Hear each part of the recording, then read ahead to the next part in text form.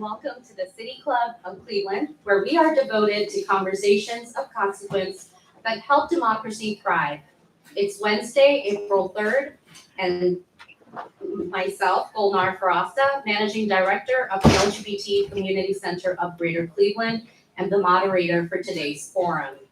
We are at the Happy Dog in Gordon Square for the City Club's monthly Takes On series, and tonight we are taking on empowering our refugees. In the United States, more than 60,000 refugees arrived in 2023, outpacing the prior 2 years. In January of this year, the greatest number admitted were arriving from nations like the Democratic Republic of the Congo, Syria, and Afghanistan, a reflection of the increasing global conflict and war.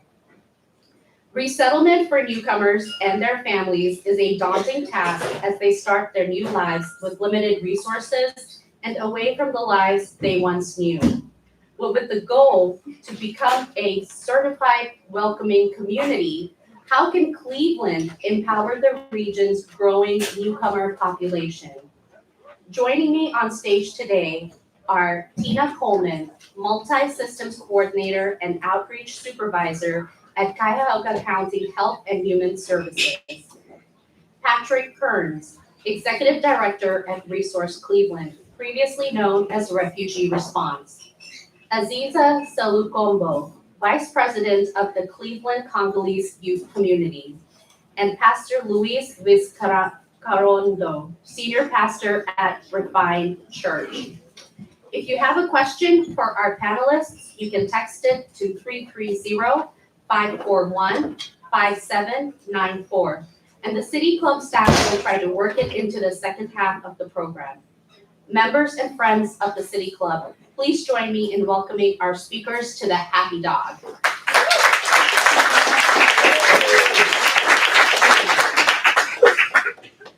So thank you all for being here, for our panelists and also for our audience who's making time to join us here today. I want to begin our conversation by sort of setting the context. We heard a little bit in the introduction, sort of a more national, global context, but what I'm really interested in sort of getting your take on is, why do people migrate? And here locally, what are you seeing as the primary drivers for folks that are migrating and landing here in Cleveland? And I would like to start with Pastor Luis, since you're on the ground doing this work grassroots and sort of the front lines, or the first people that immigrants might interact with. So one of the biggest things that I'm noticing is there's a huge distrust in government that's occurring across the globe, and it's becoming a lot more difficult for immigrants to place that trust in any other government, right?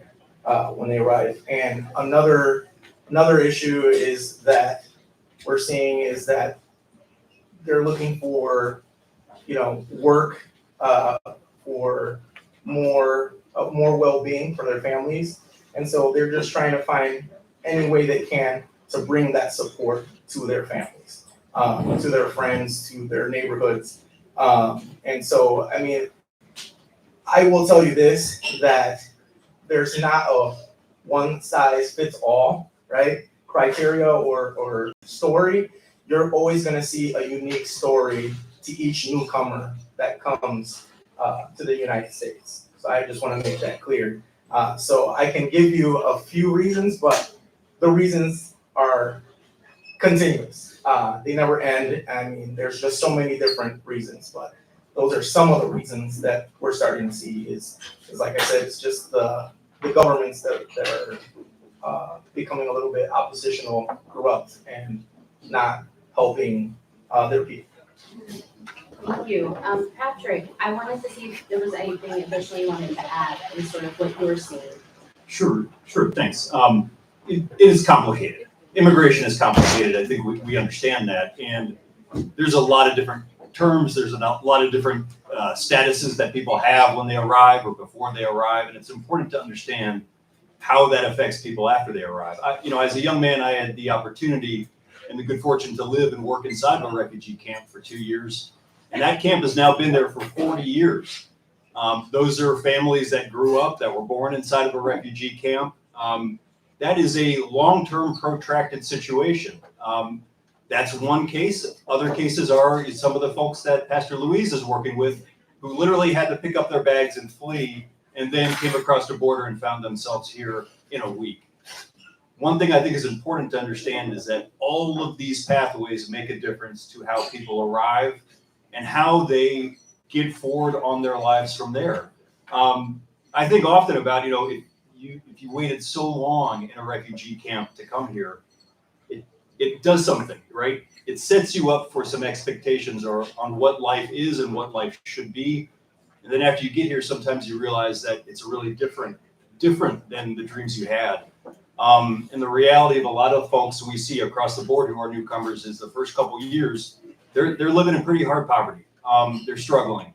And that's where, I'm very fortunate to have friends like these, that we're all here to do this, to meet people at the community level and make sure that they can get beyond that, what we say, that story of being a refugee, and try to get back to what once was normal and what can be normal again for their lives here.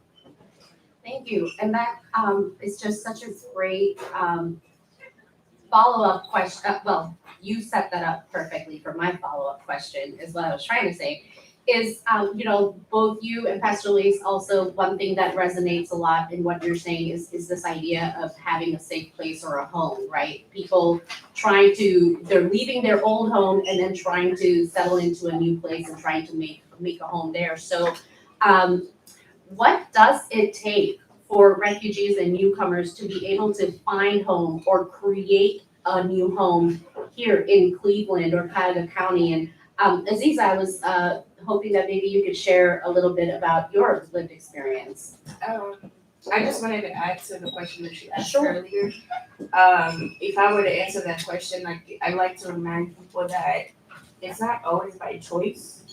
I think a lot of people have that misconception that we migrate here because it's a choice. And the one thing that you hear mostly is we're here for a better life. And if we had a better life, we would stay where we were. I'm from the Republic of Congo by blood. My shirt says otherwise because I was born in a different country due to my mother fleeing from a situation. So I wore this on purpose today. But to answer your question, I think the resources that are provided for these people, the constant help with people like Resource Cleveland. I still like Refugee Response, by the way. I think just having these great resources when we come here. Fortunately for me, or fortunately or unfortunately, I did not have the experiences of the caseworkers and stuff like that because my father was already here. So I came on what is known as an asylum refugee status because he was already here. So came in, but even then, with my father being here 5 years in, we had caseworkers that would come to the house and make sure that we were still, acclimating to the country. And it's tough, with the laws, not knowing the language, not having, everything is just strange. And having people like all of us to help our own people that don't look like you, people that are not from where you're from, is very helpful to keep that going. And so one piece of that is what does it take in terms of the individuals that are newcomers and coming here, right? But I'm also hearing a piece around the community. And so, my follow-up would be, what does it take in terms of the community? What can existing residents and organizations, what role can they play in creating that welcoming, supportive environment? And the first thing I think of is the Welcome Center that we have here in Cuyahoga County. And so I'd love to hear a little bit about that from you, Tina, but also then from, in a broader sense of what have you seen it takes from the side of the community? Sure. So representing Cuyahoga County, we started the process to become certified welcoming, which is where the Welcome Center really was created from. This was really to make sure that the whole community was a welcoming place for all of our immigrants and our refugees. We really wanted to focus on what's needed from all aspects, whether it is law enforcement, whether it is providing access to resources like public benefits, to connection to housing, whatever the resource need is. It was really all thought through that process of making sure that we are an access point. We wanted to be involved in the work that's happening in the community. And so this Welcome Center really is a place to bring all of the partners together that are doing the work in the community, that are providing the resources from a lens of collaboration. So although many people come to the Welcome Center for public benefits, it's really that access point to help connect them to other resources as well. Help them understand that as a county agency, we want to help. Sometimes we have our hands tied due to policies and procedures, but we do the best that we can to make sure that people know how to access what they need, and they know who to go to and what's available. So I think that that's the thing that we've been seeing at the Welcome Center. It's only been open for a little over a month now, but the folks that are coming in to seek services are really being able to walk out feeling as though they've been helped. The staff that are there are really learning, they're understanding what the needs are. We really are excited about this, but we know that we have to build that trust in the community, and that's really what we have to do in working with the partners. So maybe to broaden the question a little bit further, is, in terms of accessing those resources, and that often means interfacing with institutions and systems, what are you seeing as the challenges, in terms of being able to become that certified welcoming community? What I've seen as the challenges is really the capacity in one aspect is everyone has a limit on what they're able to do. So bringing different partners in and they're providing services has been a challenge just due to the staffing and the funding for these different resources. I always have contacts that I can call when something is needed. Someone walks through the door with a different need that we just don't have on hand. But I think that having someone on site when someone walks through the door has been the biggest challenge. We've been lucky to have certain partners that really help us navigate this work, that are the experts in helping people that are needing to really navigate the community and make this home.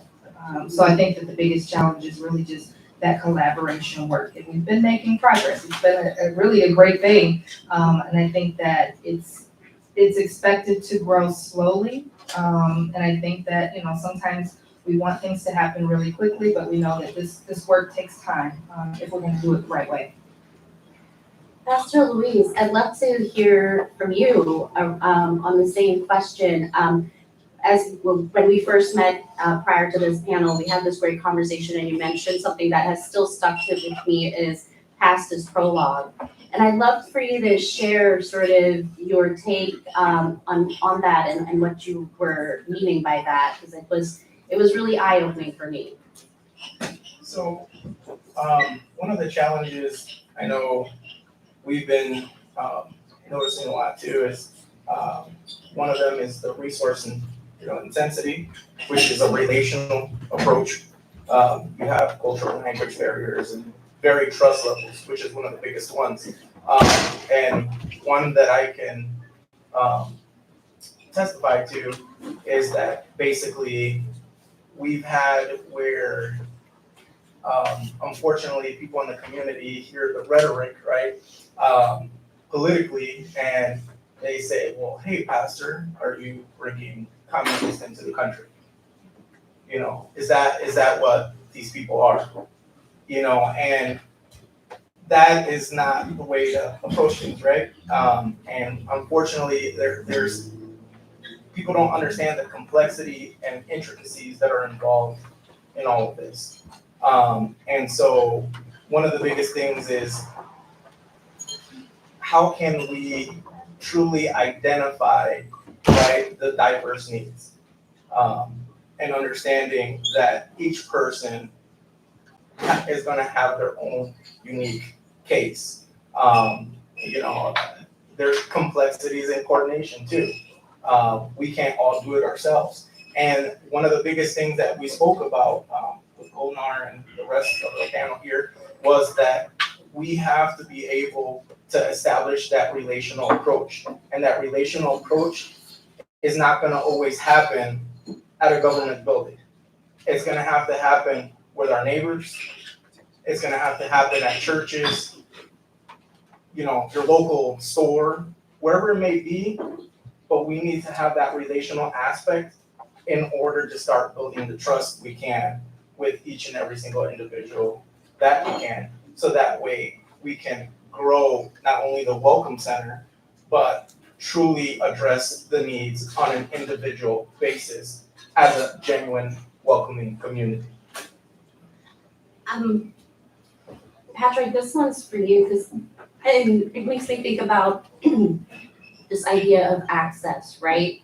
And in terms of being able to access these resources, these spaces and places where they might be able to get resources and support, what role does the path of getting here play, right? And I say path in quotes, because right now we hear a lot of rhetoric around undocumented or illegal pathways of getting here, but the challenges are significant for folks that are following the right quote unquote way of getting here too. So maybe you could share a little bit about that. Yeah, sure. And I think it's first, important to say, a lot of times the language and terminology that we hear in the media is completely bogus and completely unhelpful.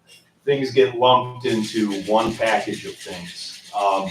We hear about refugees, and that means everybody that comes into the country, or undocumented. The reality is that when we see folks here, they're showing up, and more often than not, they crossed a border, they came in, they have a piece of paper that said, by some means, the US government said these folks are entering the country. We've had a long-standing policy in this nation of welcoming asylum seekers. I think before 2016, it was never a controversial thing to support refugees and asylum seekers. And that changed. And I spent 15 years overseas, and I came back, and all of a sudden, like, the word refugee all of a sudden has this negative connotation. And I think we've been dealing with that front and center on a reality and of how it affects policy since that time. And the reality is these people are here. We've had families show up with papers, they have a court date, we really have to look at that path. And when we look at folks come in from, let's say, from the emergency in Ukraine, I'm so glad we were able to welcome all of these families here and provide support. It is also true that our government rolled out policies, the United for Ukraine policy, that allowed people to come in and access benefits and work permits right away. It's also true, people that are fleeing situations where they're being persecuted for being LGBT, where they're fleeing the southern border, where they're fleeing gang violence, what are they afforded? Little to nothing. We see, and I know Pastor Louis sees folks every day that they're here. They have a court date, they have documentation, their kids might be in school, yet they have no ability to get a work authorization. They have to wait. And sometimes that wait period is up to a year. Well, what are we supposed to be doing? What are we doing for this year? These folks are here. So I think it is really incumbent upon us, all of us, and I think this is what Pastor Louise is talking about, is that we can't wait for a one-size-fits-all approach from the federal government, because we'll wait to the end of time, and it's not coming. We have to address what the realities are on immigration. Those folks coming in through the Resettlement program, that pathway, they have access to certain things. But other folks who are coming in with the short end of a short stick. And what are we doing as a community? What are we doing as faith leaders? What are we doing as nonprofit leaders to make sure that we had a family from Ecuador that was sleeping outside at an RTA stop for 4 nights. And they crossed the border. They were put on a bus to come here. In what world is that acceptable? In what world is it controversial to provide those folks a safe passageway and the basic means for them to be able to support their kids? What world is that controversial in? And I think it's important that we clarify this message that, as we're working in here at Cuyahoga County, we're working with individuals. And again, to the points my friends are making up here, every different path, every different story has its unique way of getting here. And there's broad instruments the government has that are one size fits all for certain people. But the reality of the work is much more nuanced, it's much more complicated than that. And it does take the people in this room, it takes these organizations, and it takes a little bit of coordination, even though that's really challenging at times. Thank you.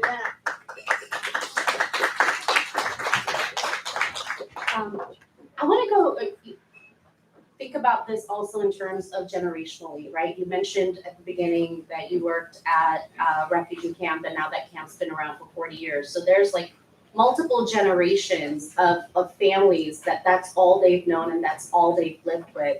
And it makes me think about the work that you're doing, Aziza, with youth, and particularly in the Congolese community. What do you see in terms of the impact of that, and the lack of, we have some resources, we don't have enough. We never have enough resources for everything anyway, I get that, but what are sort of the implications in terms of generationally for families? Because these generations that are here, they're also part of our community, and then that has an impact on our community as a whole. Maybe you could share a little bit of what you've experienced or seen in your work. It's funny because I was just talking to you about this.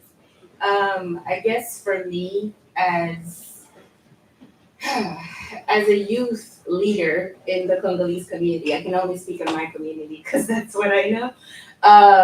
The one thing that I've noticed is like you said, generationally, like the challenges of trying to. I told him, I was like, I feel like I'm trying to infiltrate the adults of our community because like being that we were raised here, we go to school here. Like majority of my youth now are like basically Americans. Like their DNA is something else, but mentally, look at me. Like it's tough trying to get that.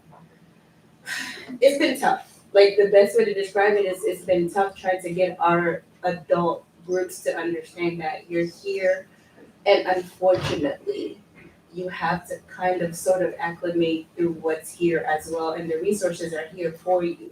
You just have to be able to accept the resources. That's another thing that we face a lot, is like trying to get our grown-ups to understand like these are here for you. Like you have to just accept them. They may not be enough, like you said, but accepting the resources that are available, I think, is one of the biggest challenges that we face in our community, especially ours, like the Congolese community. It's tough. Like, it's really tough.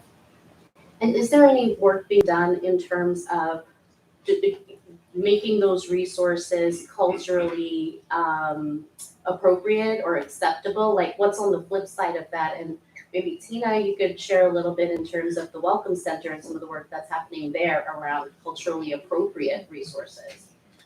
So we have partnerships. So one of them is Resource Cleveland and their Navigator program, which I think really brought a lot of education to us at the county because their navigators are from the different communities that they serve. And so I think that we are taking that information and using the information that they're providing to help build out kind of our resources, but as well connect them to more people that are coming in through the doors that maybe didn't directly go to them. And so it's helping us to really learn and to train staff on what's culturally appropriate, how they should be interacting with people differently as they're coming in to make sure that they feel comfortable and they come back if they need something and they know where to go, and we want people to come back. And so building each of those relationships, and then now I may have a new contact to reach out to if someone walks in and maybe they don't regularly visit us or reach out for resources, but now we know how to help them best, just what's culturally appropriate for their community. Yeah. One thing, just to kind of follow up on that, 18 months ago, it was really common to see families waiting long periods of time for their benefits reapplications, or not knowing how to go through it, or not having that language access. Because kind of to Aziza's point, a lot of the families we work with, they might not know what that phone call is, right? They might not know what that letter is that comes in the mail, and you miss an appointment, right? And then your SNAP card is out of date. and it was pretty common to see long periods of wait time. In the past couple months, and I think with this partnership with the county, and really big hats off to this, we've seen that wait time cut from what was 6 months or longer to a period of 2 to 3 weeks for people to get applications in and get their interviews. I was there one morning where we had a couple of families show up that had from the Ukraine. They had been in the county for 4 days. They showed up that morning, and it was a quiet morning, which it usually isn't. They did their application, they got interviewed that day, and they were approved. I mean, that's a 4-hour turnaround time. That makes a difference. And to a larger point, it keeps families here. It allows them to access services and be able to stay here in Cleveland and invest in their families. Because if you don't have to worry so much about, that food bill every month, then you can get that first car, right? You can support a couple more things that are going to make your life more meaningful here. I think it's been transformative in a lot of ways. To pick up on what you just said about it keeps these families here and here in Cleveland, and this one is for all of you. I'd love to start with Pastor Louise and then follow on down. So it sounds like a lot, right? And there's a lot of work, a lot of investment of resources. It's a lot for the newcomers themselves, but also in terms of the community. What are the benefits? Like, what do we gain as a community by being a welcoming place? And what do we risk losing if we don't make that sort of investment? Right. So I would say that, for all of us in the community, it's learning how to embrace each other, right? Learn the beauty of different cultures, ethnicities, backgrounds, and learning to truly love. That's one of my perspectives. And then additionally, we also start to realize the importance that not only is a physical structure and development in our community great, but if we're developing the people that are coming in, right, and helping them integrate truly into the community, we will see our American cities across the U.S. thrive and grow and become great cities once more. Knowledge. I am who I am today because I've been around people who are nothing like me, don't think like me. I enjoy being in a room that challenges me to be anything other than what my mind says I am. So I think that's one thing that we gain from having these people come in. Also, I just want to challenge everyone to think, like, how would you want to be treated if you were seeking refuge anywhere else? Thank you. I think I can add, from my perspective, my world is really public benefits and human services, and our goal is to make people become self-sufficient, and through providing them with resources like public benefits, like work programs that can help them gain new skills and get connected to education. And I think that's where, providing that kind of bridge to those resources is what's going to help people, because they're coming here temporarily for the supports so that then they can get on their own feet. And now they are in the community. They might open a business. They may invest in their community in other ways. And so I think that that's where we are helping for everyone to make this their own community. Yeah, and I'll say, the jury's been back on this one. $8 to $1, economic impact versus cost. That's what we spend $1 for every $8 newcomers bring into communities across the U.S. That has been well documented for years upon years. We know it is a source of strength and vitality. We know people come in, they are more likely to start businesses. After they're here, they buy homes. Their kids grow up here, and like Aziza, then they go to school and sit on panels like this, which is really cool.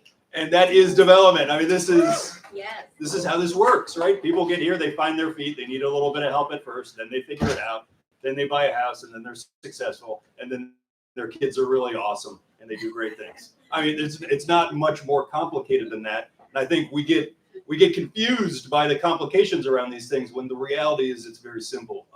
These are people that want to be here. They want to rewrite the chapter of their lives here. They want to get back to that new normal, and more often than not, I think that, you know, it's really the parents. The parents are making a bet. They're saying, you know, this was tough. This is going to be good for our kids. And I think by and large, when we can have these support systems in place, it is going to be good for those kids. And that's good for all of us. Thank you. I think that we have time for one more question, and I would want to end on this, and that's because I can't ignore it.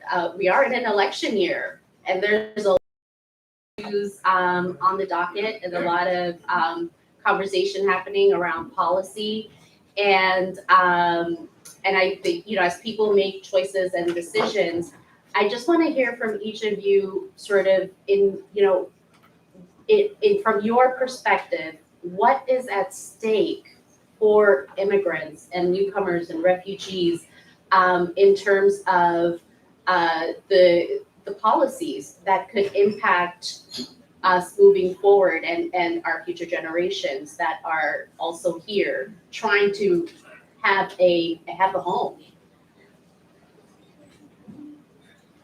Well, Tita, would you like to start, and then we can let's switch it up. Let's hear from. So, I would say personally, I have a background actually where I worked in the federal government and Homeland Security. So I'm on the other end now, right? Helping immigrants, and one of the biggest things is understanding the humanity aspect, right? That we need to have that humanity when helping each and every single one of these immigrants coming in. You know, I know that I've seen it personally as a pastor, also helping a lot of these immigrant families, that we've kind of lost touch in today's society because of all the politics, and we haven't realized the importance our voice has in the community and our vote, right? So, you know, we gotta look out for one another. And I say this because, you know, me being a Latino myself, I've seen the rhetoric that has been said of people being vermins and all this other stuff, and it's hurtful as a Latino, especially when you're seeing other Latinos being tossed around and thrown these words at. You know, you start to worry, because it's like, what's going to happen to our people and the rest of the immigrants coming in? Well, what are we going to do, right? And so I think we have to get back to where there's a reality, right, that needs to happen in our minds, that humanity is where it's at.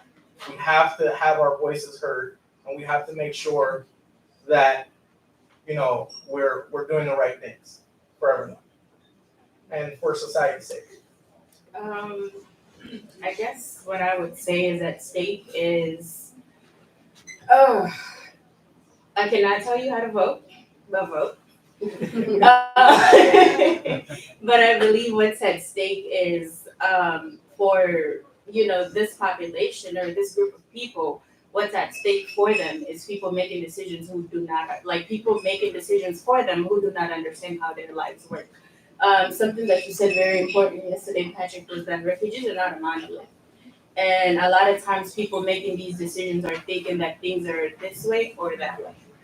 So that's what's at stake for me is, you know, people are sitting in these offices thinking that this is how this works, but it doesn't. It's like, there's different ways. So do your research, learn who you're voting for, understand their ideologies. Are they doing the research that they need to do what they have to do too? So just do the research and vote.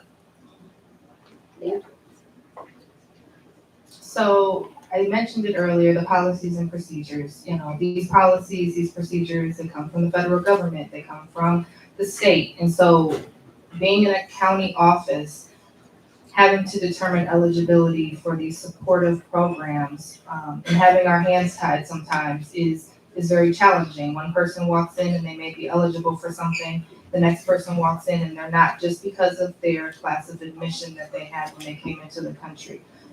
So the voting and all of the politics are really important when it comes to the county being able to provide certain services. We don't have the flexibility that we wish we could have sometimes that would allow us to make sure that people are able to eat or able to go to the doctor. And so that's where it really plays a big part in all of the politics for us, because it really does come down to what policies have been implemented and what we have to follow.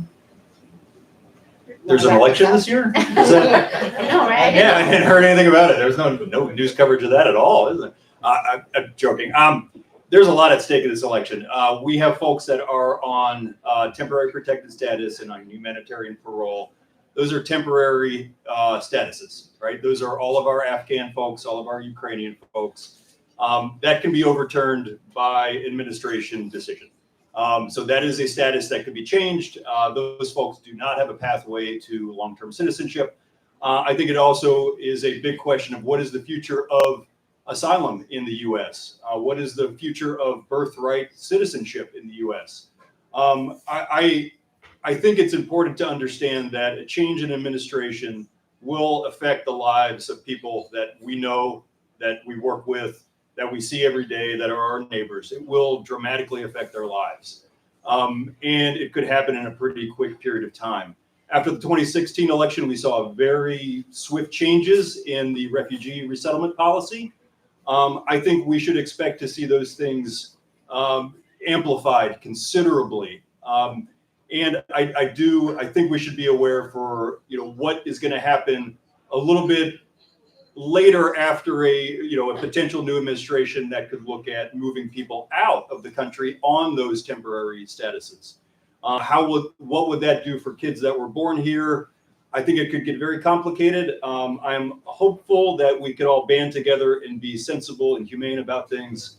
I am concerned, though, that a change in administration and a change in policy will have deep and lasting effects on who we are as a nation, who we are as a people, and how we welcome folks. Thank you. Thank you to all the panelists for the enlightening discussion and insight. We are about to begin the audience Q&A. For our live stream audience or those just joining us, I'm Gulnar Farasta, Managing Director of the LGBT Community Center of Greater Cleveland and moderator for today's forum.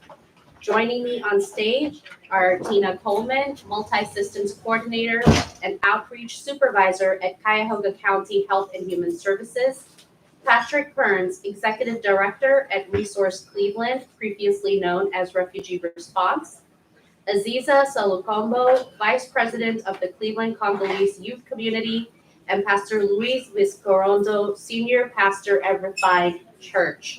If you are here with us in person, you can line up next to the microphone to my left to ask your question. If you are joining us virtually or prefer to text in your question, you can text it to 330-541-5794.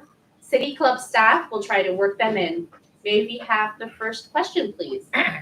Yes, to the panel, please discuss the commonalities that immigrants and refugees share, and in what ways is the experience different?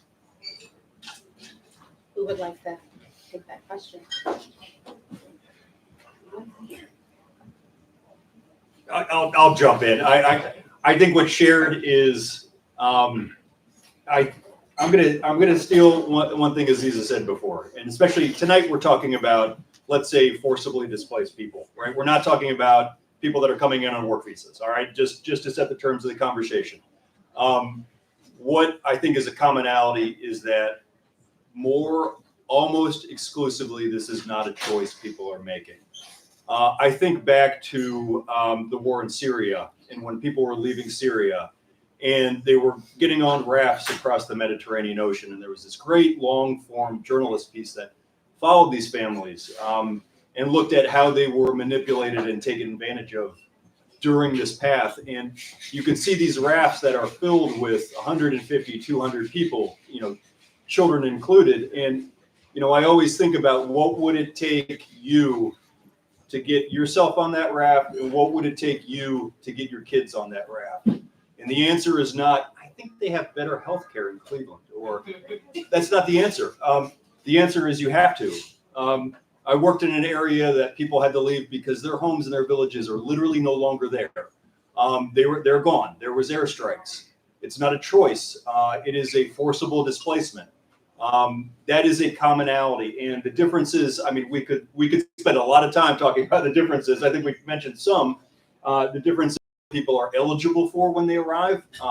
Again, our federal programs are blunt instruments. It's as much as possible, one size fits all, where we know that in certain countries where people came from, the conflict displaced the parents when they were children, meaning that the parents never had the opportunity to go to school. Whereas if we look at Ukraine, that was a recent displacement where the adults mostly had access to technology and education.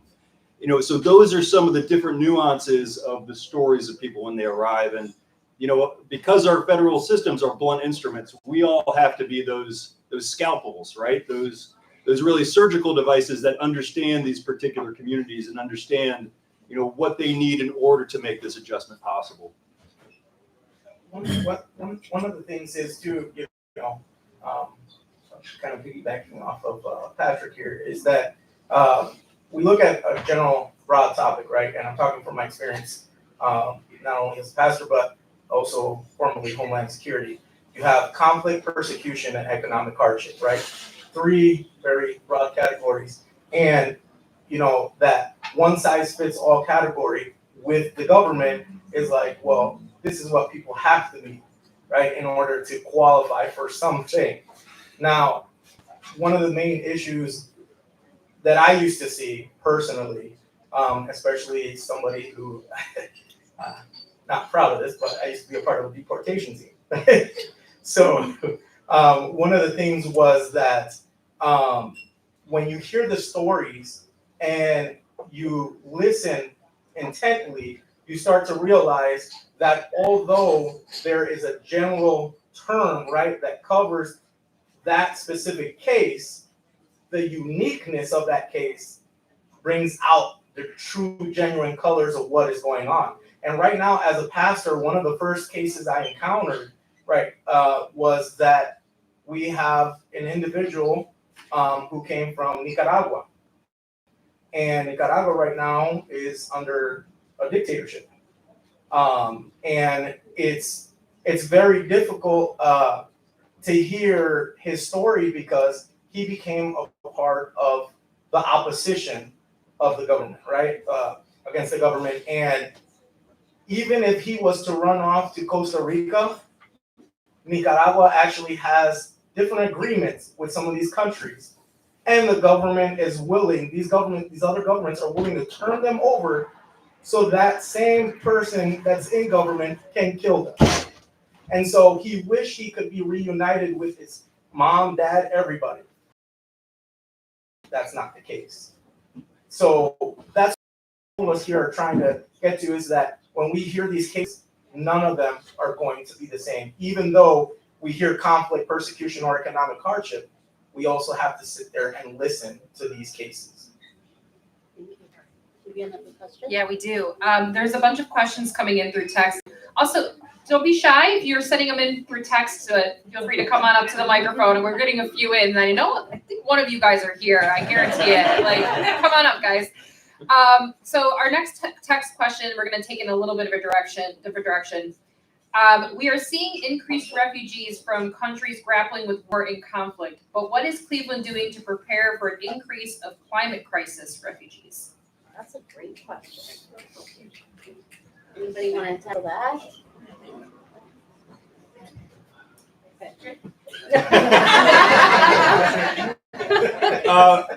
Let's just say not enough. How about that? We're not quite doing enough. I think our location is pristine. We have places, we have work, we have places for people to move or build houses. Water. We have exactly. Lakes. We have water, we have lakes. I don't think it has been from my understanding, as far as organizations working on the ground with folks arriving, we have yet to see that particular cause be a main factor in people arriving here. I think it is a precipitating cause in many situations. I think there are a lot of issues around climate that lead to land confiscation issues, that lead to persecution and forcible displacement. But in terms of, like, let's say, quote unquote, a environment refugee, we yet, to my knowledge, we don't have a specific program that recognizes people under that category. That was a great question. Yeah. It's like, it's Sounds food like for we thought. need like a work group. Yeah, a little more work. We did, yeah. I feel like Cleveland needs to be, just like completely jump. I know that Councilman McCormick in our series at Public Square had mentioned Cleveland being a climate crisis city and the work that's going. So that's pretty interesting.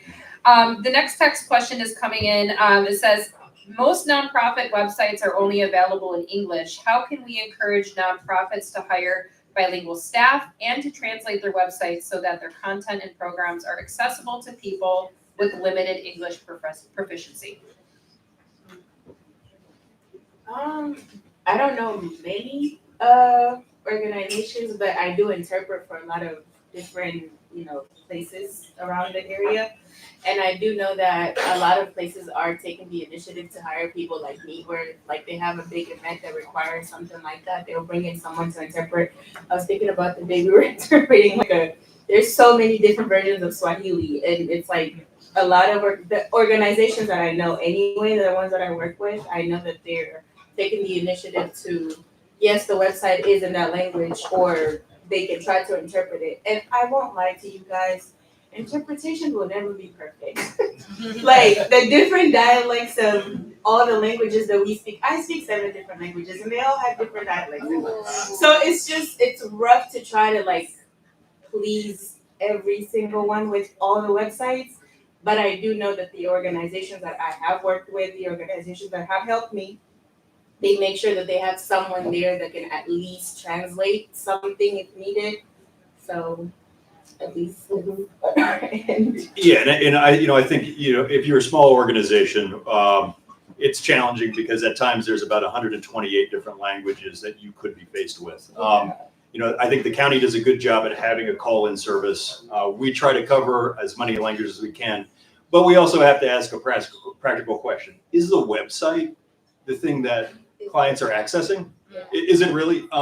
Or is it the phone call they get? Is it the ability to know somebody at an organization who can answer their questions that's more valuable? I would say, when it is a matter of completing something and filling something out, of course it needs to be accessible on a website or online to fill out. While we also understand that a lot of the clients we work with might not be literate in their home language because they were forcibly displaced when they were a child and never had the opportunity to go to a primary school. So there is not an easy, again, with this, there's not an easy one-size-fits answer. Say, oh yeah, we got this in this language done, that's all we have to do. I think it's actually a better approach to say, we're gonna focus on hiring people in the organization that do that interaction with families so you have somebody to talk to. Not rely on clients being digitally literate as well as illiterate in a particular language to access services. I actually think that could be a false way of presenting accessibility it's actually putting up more barriers and might not be solving the problem. I will say though, in our recent times, the one language that has done tremendously well with Translate is Ukrainian. Google Translate is tremendous for Ukrainian, I think a lot because of how we have invested in defense services over in Ukraine, but that is not across all of the language groups whatsoever. All right, another text question. Please don't be shy. What is helping fund the Welcome Center? It seems like such a no-brainer idea. What made this center possible and what challenges did the county need to overcome for it to happen now? Great question. So the Welcome Center really, it does have limited funding. It's using the resources that we have had within staffing. It's using the collaborations, as I've mentioned earlier. There are funds that are being allocated to this Welcome Center really to make sure that we are increasing access with language. As Patrick mentioned, using the interpretation services, using these translation services to make sure that when someone walks through the door, that they can be helped. We have used that because although we have some staff that are bilingual, we don't have a lot of staff that are bilingual. And so we have to use those resources and put that money towards having these contracts and having these sources. I think that as we continue to grow this Welcome Center, there's going to be more funding that we have to seek out. There's going to be those things that we find are completely necessary in making sure that this Welcome Center is successful, and it is going to take funding. But right now, as we're growing it and seeing what the needs really are, we're able to take note of that. We're able to do the research and work with our different partners so that we can really have an intentional effort of kind of putting the money where our mouths are and making sure that we're doing what we need to do as a county government, because we have to build that trust, as everyone knows. But we also know that we also have to bring in the partnerships as well for those until we build that trust. That's really what's necessary. So there's never enough money, but we're doing what we can. All right, this one is coming actually from my kids who are being very shy all of a sudden, who don't want to come to the microphone, which I feel like a few people also say. How can kids help their friends who are refugees? I love that. So I would like to say one thing. A couple weeks ago, we had a group of middle schoolers come and visit the Welcome Center. These middle schoolers are learning about the experience of our refugee communities really coming here, and what are they experiencing when they're coming to Cleveland. So they did kind of like a special project, and so they recently asked me, what can they contribute, the children, what can they contribute to the Welcome Center so that teenagers and children can get acclimated and feel like this is their community. So I think that kids can really look at what do they like to do, what are the things that they enjoy, and what would help them feel like, oh, I can make friends, I can participate in things, and then sharing that information with the grown-ups so that it can be relayed to someone in the community that can provide a resource. So the kids at this high school are going to be developing kind of a resource guide that we can take a look at and make sure that it's shared throughout the community with all of the folks that might be interested. Well, I would just say, talk to them. I remember when I first came here, I came to America, I think I was in 8th grade for a few months, so I was a child. But I remember the one thing that helped me want to push myself to one, learn the language, two, just be comfortable was kids just coming up to me and saying random things to me. I tell this story every single time. So when we were in Uganda, they speak English. So I knew, how are you? That was about it, right? Some girl came up to me and she was like, what's up? I thought she was being mean to me. I had never heard anybody greet anybody that way. But ever since that day, I just say talk to them. And working in schools for 4 years, and us being in the schools for the interpretation purposes, the kids tend to gravitate towards us because it's someone that's similar to you. So just approach them, challenge them, be friendly. Don't look at them as anything other than you. Just approach them, even if it seems uncomfortable for them. I'm big on pushing me out of my comfort zone. So maybe uncomfortable, but they will appreciate it in the end. And maybe that's just a tough love side of my Congolese side, but we need to work on that. So last call for questions. And with that, I just want to say thank you once again to Tina, Patrick, Aziza, and Pastor Luis for joining us here today at the Happy Dog. Forums like this one are made possible thanks to generous support from individuals like you. You can learn more about how to become a guardian of free speech and make a donation today at cityclub.org. Tonight's forum is also part of the City Club in the Community Series sponsored by Bank of America. And thank you to the members and friends of the City Club, both here and streaming live. I'm Gulnar Farasta, and this forum is now adjourned. Good